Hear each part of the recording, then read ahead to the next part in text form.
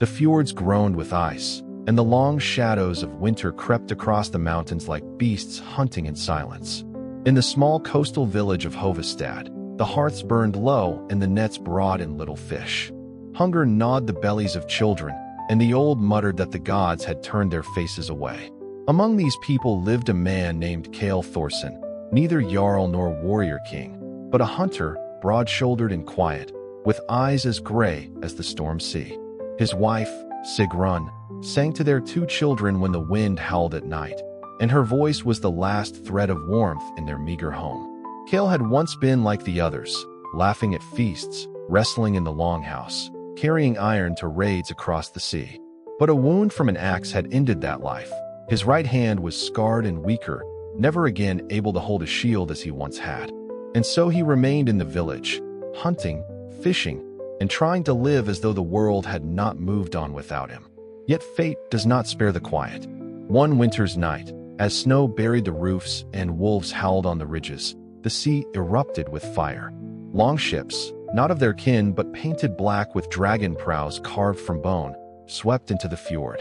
Raiders from the far east, men who called upon strange gods, fell upon Hovestad with axes and torches. The village fought, but their warriors were too few. Kael held his son in his arms as his home burned. Sigrun screamed for their daughter, who was dragged away by the raiders into the darkness. By dawn, only ash remained. Half the village was dead, and half taken as thralls. Kael lived, but hollow. His wife wept beside the ruins, clutching the body of their son. Their daughter, Inga, was gone. It was then that Kael swore before the smoking ruins, "If the gods will not bring her back, then I will walk where they dare not. I will tear open the halls of hell if I must. I will not rest until my child is returned, or my soul is unmade." The skalds say that when he spoke those words, the wind itself stilled, as if the Norn had paused their weaving to listen. Kael left the village with nothing but a broken axe and his grief. He sought the wisdom of Avalva, an old seeress who dwelt in a cave of bones by the mountain's root. Her eyes were milk-white, and when she looked upon him, she hissed, "You would chase a soul across the 9 realms? Foolish mortal, the price is blood, always blood. Then let it be mine," Kael said. The Valva told him that to reach the land of hell, he must journey far.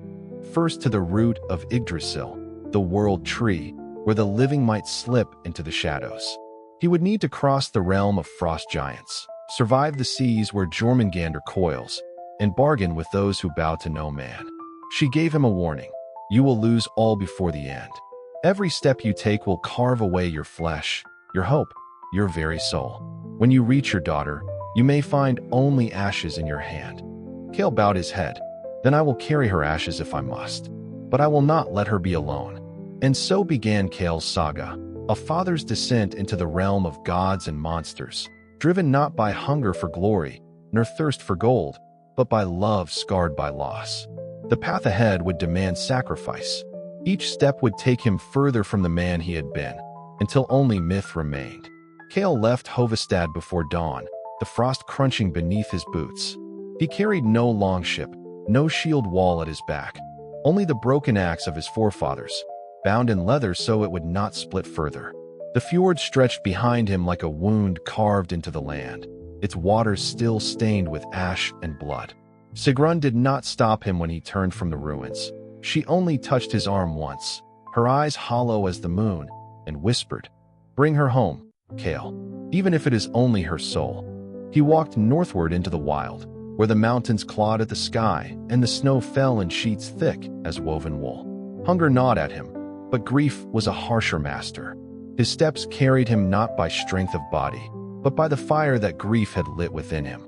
On the 7th night, when the aurora swam green above the peaks, Kael came upon a circle of stones half buried in ice. At its center, a great stag stood, its antlers crowned with frost, its eyes glowing faint as embers. It did not flee when Kael approached. Instead, it bowed its head low, scraping the frozen earth with its hooves, as if offering itself. Kael lowered his axe. "Why do you stand before me?" The stag's breath hung in the air like smoke. Then, without a sound, it turned and bounded into the black wood that lay beyond the circle. Kael followed. The forest was unlike any he had known. Trees rose taller than towers, their bark silver, their branches dripping with ice that chimed when struck by the wind. Strange shadows flitted between the trunks, shapes that seemed man-like, but twisted, bent, half flesh and half mist. Kael gripped his axe tighter. At last, the stag stopped at the mouth of a cave. Its antlers scraped the rock, and with a final snort of frost, it vanished like smoke in the wind. Kael entered the cave. The air within was heavy, damp, and filled with the smell of rot. Bones lay strewn across the stone floor, human and beast alike. And deeper in the dark, he heard a voice, low, rasping, like roots shifting in soil. "You seek the way below," it said. A figure emerged from the black. It was a woman, but bent and ancient, her skin hanging like parchment, her eyes blind white. In her hand, she held a staff topped with a skull, the vulva he had sought. "I was told you would come," she said, though Kael had spoken no word. He bowed his head. "My daughter was taken. I would follow her to hell if I must." The seeress's lips curled into something between a smile and a snarl. "And so you shall. But know this, the road you walk will strip you bare. For every step forward, something will be taken from you.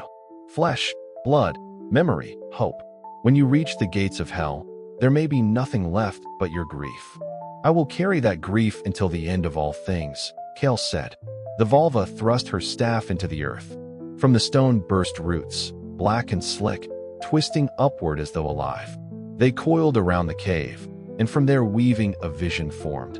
A vast tree, its trunk thicker than a mountain, its roots burrowing into shadow, its branches burning with starlight. "Yggdrasil, the world tree. To reach your daughter," the vulva said, "you must walk where the gods themselves fear. The root of Yggdrasil lies in the land of the frost giants, where Jötunheim stretches endless and cruel. There you must bargain with the giantess Skadi, or perish in her halls. Beyond lies the Serpent's Sea, where Jormungandr coils in hunger. Only by his leave may you cross to the shadowed route that leads into Hell's gate." She leaned close, her breath sour. "And once you reach Hell, you must be willing to pay a price greater than your life." Kael's jaw clenched, but his voice did not falter. "I will pay it." The vulva's blind eyes fixed on him, as though piercing the marrow of his bones. "So be it." She pressed her staff to his chest. The wood burned like iron, and Kael felt something tear within him. Not flesh, but memory. For a moment, he could no longer recall the sound of his son's laugh, the exact shade of his wife's eyes. He gasped, clutching his chest, but the vulva only turned away. "The road has begun," she said. "Go, Kael Thorson. Seek your daughter in the dark. But know, for every step you take, the gods take more of you." Kael stumbled from the cave, breath ragged, grief sharper than before. The northern wind howled like wolves, and the mountains loomed black and merciless ahead. But still he walked. For love is heavier than despair, and Kael's burden was one he had sworn never to set down. Snow drove against Kael's face as he climbed higher into the mountains. Days bled together, his hunger dulled, his skin cracked from cold, yet still he pressed on. The path wound narrower until the world seemed nothing but cliff and sky, his boots slipping on ice while the wind tore at him like claws. One night, while he huddled beneath a ledge with only the broken haft of his axe for comfort, he dreamed.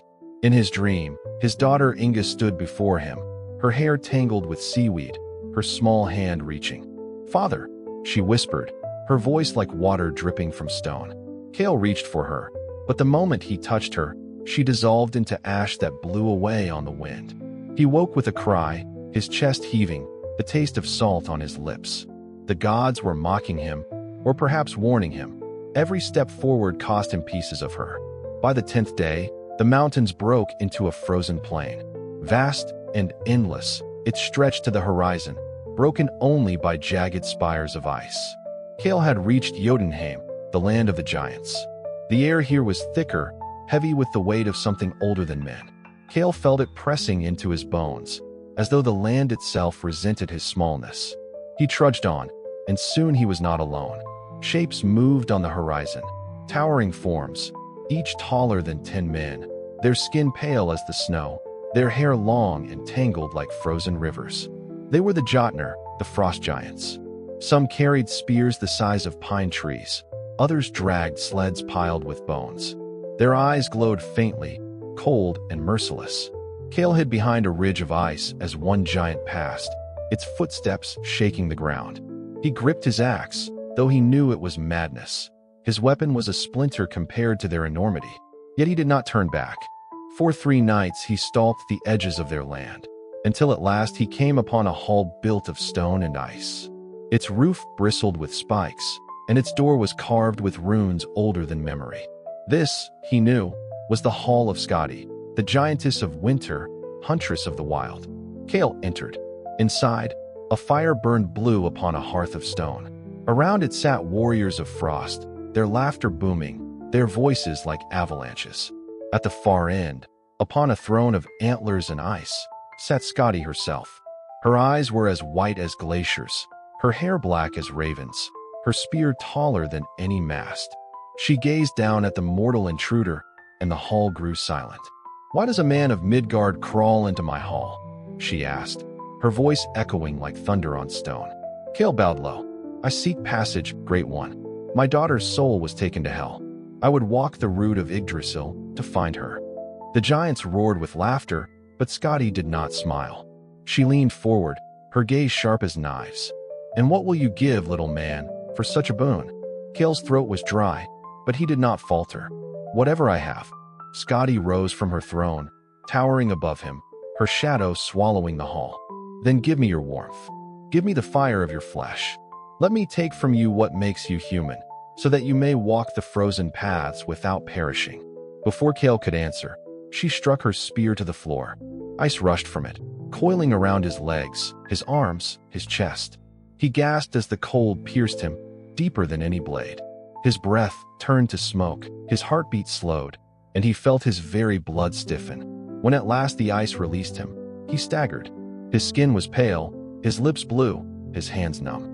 He no longer felt the bite of the cold, nor the comfort of warmth. Skadi sat once more. "Now you are fit to walk Jötunheim. Go, and do not return. When you reach the Serpent's Sea, know that the warmth of your hearth, your wife's touch, your child's laughter, all are gone. You are winter now." Kael bowed, though grief pressed heavier on his chest. Another piece of himself had been carved away. He left the hall, his breath no longer clouding in the air. And as he walked, he whispered into the endless snow, "For you, Inga, always for you." Kael wandered through Jötunheim, and the land itself seemed endless, as if it stretched far beyond the edges of Midgard's maps. Snow dunes rose like mountains, forests of ice trees groaned in the wind, and the sky never softened. It was always gray, always heavy, always watching. He no longer felt the cold, yet he also no longer felt warmth. His fingers were stiff, his heart beat slow, and even when he pressed his palm against his chest, it was like touching stone. Skadi had stripped him of fire. Still, he pressed forward. The giants shadowed him at times. He would glimpse one in the distance, striding like a moving hill, or hear the crunch of snow as massive hunters dragged slain beasts back to their halls. Sometimes they howled at the moon, and the sound made the mountains tremble. Kael kept low. He was no hero here, just a shadow beneath their gaze. One night, as he passed through a canyon of ice, he heard a voice. A whisper, though it filled the canyon like a song carried by the wind. "Kael of Midgard." He froze. No one here should know his name. The ice wall before him shimmered, and from it stepped a figure cloaked in frost. Tall, but not giant. Thin, yet sharp like a shard of broken glass. Her skin glistened like moonlit snow, her eyes black as voids. She was no giant, no mortal. She was something between. "Who calls me so?" Kael asked, his voice hoarse. "I am Angerboda," she said, her voice carrying both sorrow and steel. "Witch of the Ironwood, mother of beasts the gods would chain." Kael knew the name. She was mother to Fenrir, the wolf who would devour Odin, and to Jormungandr, the serpent that circled the sea. "Why do you follow me?" he asked. She stepped closer, her breath a curl of frost. "Because you walk a path that is not yours. A mortal has no place in Hell's realm. You will be broken before you reach her gates." Kael clenched his jaw. "I must find my daughter. The gods stole her from me." Angerboda studied him with those pitiless eyes. "And when you find her, what then? Hell does not return the dead. Not to Odin, not to giants, not to men." Her words cut him, But Kael did not falter. Then I will beg. I will fight. I will give myself in her place. Whatever it takes. The witch tilted her head, and for a moment Kael thought he saw something stir behind her eyes. Not pity, but recognition.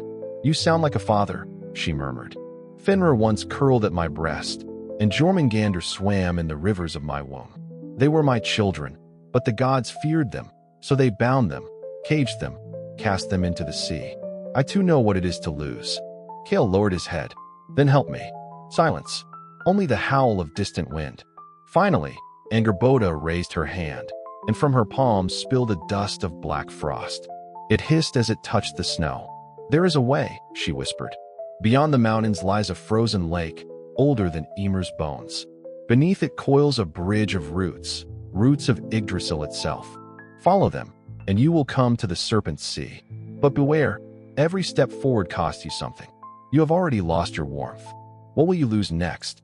Kael's chest ached, though not from the cold. He thought of Inga's laugh, the way she had once clung to his beard with her tiny hands. Already he felt her voice growing fainter, like a song slipping away on the wind. I will lose everything, he said, his voice breaking, if it means holding her once more. Angerboda studied him, then nodded, as if she had heard an echo of her own pain. Then go, she said. But know this, hell does not grant mercy. Even if you find her, your daughter may not remember you. The dead forget, Kael. They always forget. She turned, and with the crunch of snow, faded back into the canyon walls. Kael stood alone. The silence pressed against him heavier than iron. And then he whispered, into the hollow air. Then I will make her remember. With that vow, he set his steps toward the lake, deeper into Jötunheim's endless white. Kael's first trial began before the sun returned, though in Jötunheim, the sun was more memory than truth. A red haze drifted across the sky, weak and thin, casting no warmth. He trudged through snow that pulled at his legs like chains, until the mountains split and revealed a hollow valley filled with strange, pale trees. Their bark was glassy ice, and their branches dripped with frost shaped like spears. At first Kael thought the forest was still, but then he heard them, the whisper of claws against the snow. Wolves, larger than any in Midgard, their fur black as charred wood, their eyes glowing faint green. Angerboda's kin. The pack circled him silently, their paws barely making a sound. Kael gripped his axe, though even it felt heavier here, as though the land itself wanted to strip him of his strength. The alpha emerged, its shoulders taller than Kael's chest, its teeth like ivory daggers. The beast lowered its head and growled, the sound vibrating through the marrow of his bones. Kael's chest ached. He remembered his daughter, Inga, once playing with the wolfhound at their hearth, laughing when it licked her cheek. That laugh, the memory of it, rose inside him, and he knew he could not lose it. The wolves lunged. Kael fought like a man who knew every heartbeat mattered. His axe cleaved through fur and bone, spraying white snow with black blood. Yet every swing drained him further. His arms burned, his lungs froze. He felt as though something inside him was being torn away. When at last the alpha fell, split from throat to belly, the rest of the pack retreated into the pale forest, leaving Kael gasping in silence. He staggered, leaned against a tree of ice, and then realized the truth. He could no longer remember the sound of Inga's laugh. Her face remained, her eyes still alive in his memory, but the voice was gone. Silence where once there had been music. The first sacrifice.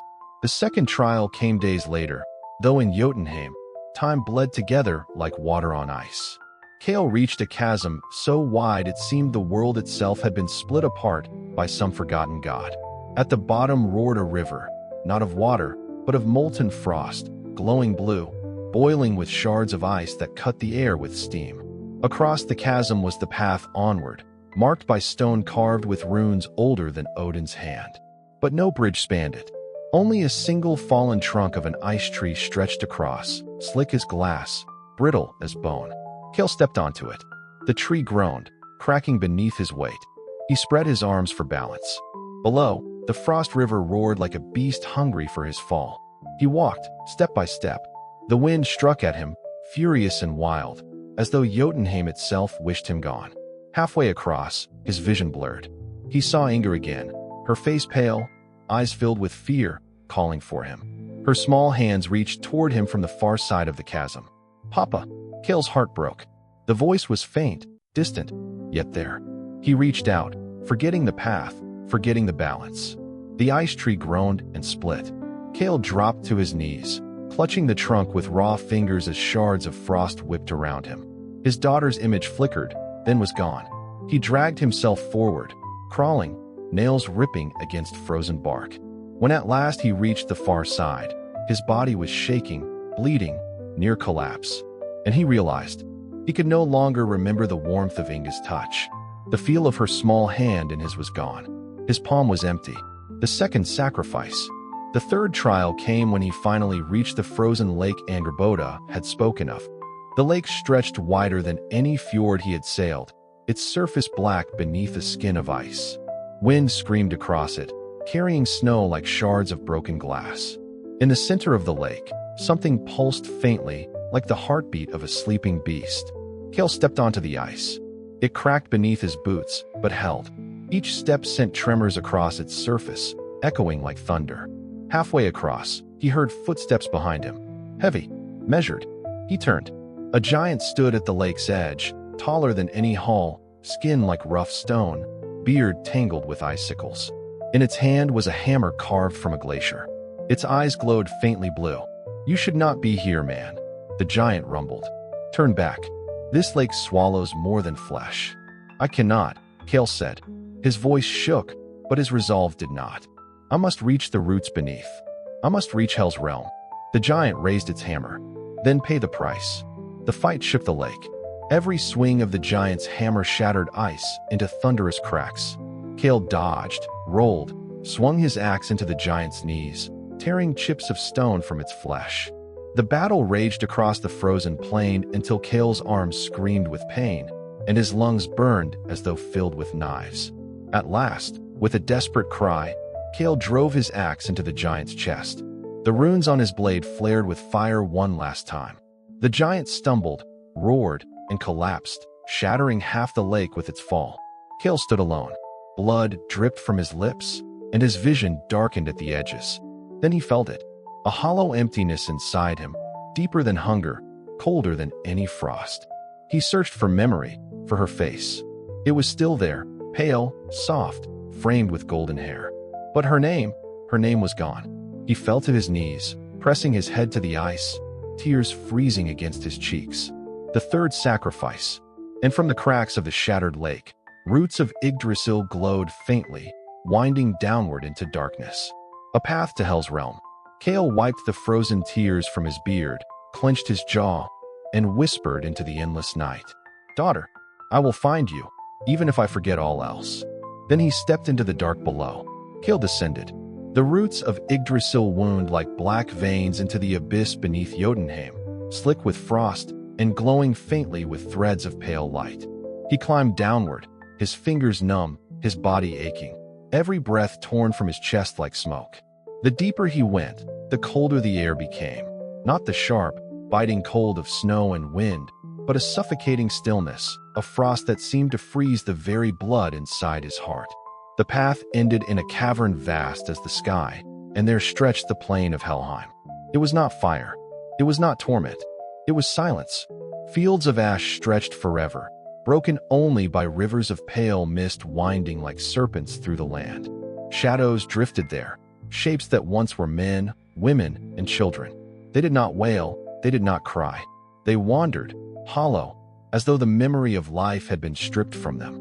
A shiver of terror crawled down Kael's spine. This was not the mead hall of Valhalla, nor the joyous feasting of those chosen by Freya. This was the kingdom of forgetting.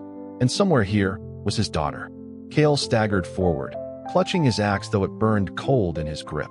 Each step crunched on frost that never melted. He passed figures who turned hollow eyes toward him, and he felt their emptiness dragging at him, threatening to pull the last shreds of memory from his mind.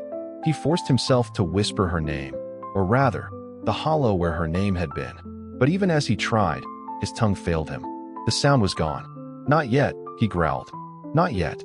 A sound echoed across the plain, low and heavy, like a drumbeat beneath the earth. The shadows stirred and parted. From the mist rose a figure vast and terrible. Hel herself. Half her body was that of a woman, pale and solemn, her hair black as midnight, her face carved with sorrow. The other half was decay, skin torn away to reveal bone, an empty socket wherein I should be, her arm nothing but sinew and rot. She wore a cloak stitched from the shrouds of the dead, and in her gaze burned both pity and cruelty. Kael of the North, she said, her voice echoing like wind through graves. Few men come willingly to my hall. Fewer still come bearing love rather than fear. Why do you walk here? Kael's knees trembled, but he forced himself to stand. My daughter was taken. Her spirit wanders here. I will not leave without her. Hel tilted her head. All who die outside of battle, all who pass without Odin's call, come to me. She is mine, as all others here are mine. Why should I grant her to you? Because she is innocent, Kael rasped. His throat burned as though filled with ice. Because her life was stolen before it began. Because I would give anything, to see her soul free. Hel's ruined half-smile twisted. Anything you say? Your love has already been tested. You have given away her laughter, her touch, even her name. What remains of her in your heart? Kael clutched his chest. His heart beat weak, but it beat. The fire that is her. I cannot name it, cannot hold it, cannot hear it, but it burns still. That is enough. The goddess studied him for a long moment, her gaze cold as eternity. Then she raised a hand. The mists parted. From them stepped a small shape, a child, pale as frost, her eyes distant, her movements hollow. She drifted toward them, not with joy, not with sorrow, but with emptiness. Kael's heart shattered. His daughter stood before him, yet she was not herself. She was shadow, a memory without warmth. You see, Hel said, this is what remains in my realm. She does not suffer. She does not hunger. She does not weep. Here, she is nothing, and nothing is eternal. Do you still wish to take her from me? Kael's knees buckled. He fell into the frost, tears freezing against his beard. Yes, he whispered. Even hollow, even broken, I will carry her flame until the end. If she is nothing, then I will give her everything. If she is shadow, then I will be her light. Hel's eyes narrowed. Then the cost is this, all that you are. Every memory, every sorrow, every joy. You will remain in my realm, forgotten by the world of men. Your daughter will return, reborn in Midgard, freed of my chains. But you, Kael, you will wander here as shadow, nameless, faceless, empty. Will you give that? The frost beneath him cracked. The silence of Helheim pressed against his skull like a weight. To be nothing, to vanish from memory, to lose even himself. He thought of his daughter, the faint warmth of her hand, the laugh he could no longer remember, the name he had already lost. And still, in his hollow chest, the fire burned. He raised his head, eyes burning with frozen tears. Yes, take me, give her life. Hel studied him, her face shifting between sorrow and rot. At last she nodded. So be it. She reached forward, her hand cold as the void. She touched his brow, and Kael screamed, not in pain, but in emptiness. His memories tore from him like feathers in the wind. The halls of his childhood, the warmth of his wife's embrace, the faces of his kin, all vanished. Even his own name unraveled, scattering like snow in the wind. When the silence ended, he was hollow. He rose, faceless among the wandering dead, no longer Kael, no longer man. But in Midgard, on the shore of the broken fjord, a young girl woke in the snow. She gasped, her eyes filled with life, her cheeks warm with color. She could not remember how she had come there, nor the face of the man who had saved her. But in her heart, a flame burned. And though she did not know why, she whispered into the cold wind. Papa. Kael drifted through the gray wastes of Helheim. No longer man, no longer father. Only a hollow shape walking among countless hollow shapes. His name was gone. His memories were gone. Yet something inside him refused to fade. A spark, a fragment, a shadow of a flame. The other dead shuffled endlessly, their eyes empty, their steps without purpose. But Kael moved differently. He felt the weight of sacrifice, the ache of something once precious. Though he could not name it, though he could not even recall what it was, he felt it in the hollow of his chest. He wandered. Days or years passed, though time in Hel's realm was a river without current. The land was silent save for the moan of the wind. Pale forests of bone stretched out, Rivers of mist wound endlessly, and the sky was forever dark, pierced only by faint stars that never moved. The shade of Kael walked on, and the spark within him flickered, refusing to die. One night, if night could be counted in this land without sun, the silence broke. A voice echoed across the plain, deep as thunder, cold as the grave. "Why do you burn here, when all others have gone dark?" Kael turned. From the mist rose a beast vast and monstrous. A wolf, yet no wolf of Midgard. Its body was shadow, its eyes green fire, its breath colder than the void. Chains of ice clung to its limbs, but they rattled as it stepped forward, each link thicker than a ship's mast. Fenrir, the wolf of doom. Even in his hollow state, Kael knew him, though he did not know how. This was the beast destined to devour the sun at Ragnarok, the monster son of Loki, imprisoned until the world's end. The chains crackled, straining against Fenrir's bulk as he moved closer. All who come here forget. All who wander lose themselves. But you. The wolf's head lowered, eyes burning into Kael's empty gaze. You cling to something. What is it? Kael tried to speak, but his tongue was ash. No name, no word, no answer came. Only silence. Yet in his hollow chest, the spark flared. Fenrir growled. "I see it. I smell it. Love." The beast's laugh was like an avalanche. "Pitiful thing. Even here, even dead, you cling to it. But love will not save you when Ragnarok comes. Love will not stop the jaws of Fenrir." Kael stood silent, axe still clutched though his hands had long forgotten why. He could not speak, but the fire within him answered for him. Fenrir's eyes narrowed. "You would fight me, even now? Shade, you cannot win. Yet, perhaps you are not without use. Ragnarok will come. Odin will fall. Thor will fall. The gods will break. And when they do, the forgotten shades will march. You may walk with them. You may see the fire at the end of all things." The wolf's chains rattled, glowing with runes that bound him. Fenrir snarled, biting at them, but they held fast. His gaze returned to Kael. "Until then, wander, burn, carry your hollow flame. Perhaps, when the end comes, you will remember who you were." And with that, Fenrir sank back into the mist, his chains dragging like thunder. Kael walked on. He passed the halls of Nastrand, where the worst of men were bound, oath-breakers and kinslayers, trapped in a hall of serpents that dripped venom like rain. He passed rivers that burned cold fire, rivers that hissed with the voices of the damned. He passed giants chained in ice, writhing in torment, and gods who had been forgotten, their names lost to time, sitting silent among the dead. Yet through it all, his flame did not die. He felt it grow weaker, sometimes, when the shadows pressed close and the wind whispered lies. But always it flared again, stubborn as the north wind. And though he did not know why, he kept moving. One day, if days could be counted, he came upon a river blacker than night. On its far side burned a light unlike anything in Helheim. Not pale, not hollow. Warm, flickering, alive. Kael stopped, staring. His hollow chest ached. The river hissed with voices, 1,000 whispers clawing at his ears. Each whisper pulled at him, trying to strip away the last fragment he carried. He staggered to his knees, clutching his chest as if he could hold the flame inside. A figure stood on the far bank. Small, fragile, a child's shape. She turned, and though her face was blurred, though her name was gone, Kael knew. His daughter. The flame inside him roared. He stumbled forward. The river hissed, rising like hands to drag him down, but he pushed on. Shadows clawed at him, tearing pieces of him away, his strength, his will, even the shape of his own body. But the flame remained. With a final cry, soundless but filled with fire, Kael hurled himself into the black water. Silence, then light. For a heartbeat, Kael saw her clearly. His daughter, her face bright, her eyes alive.